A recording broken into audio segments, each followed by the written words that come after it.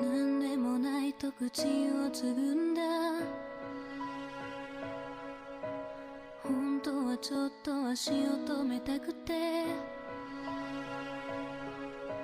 だけども君は林ですっと前を行くから、僕はそれを見つめてる。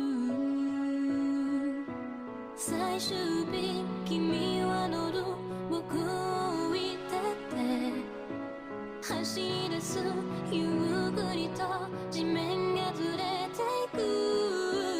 泣いちゃダメ泣いちゃダメ、でも本当は言いたいよ。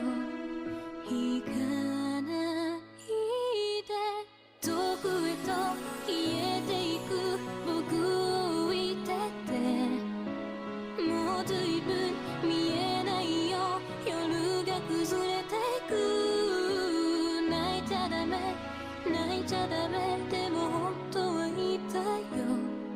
行かないで。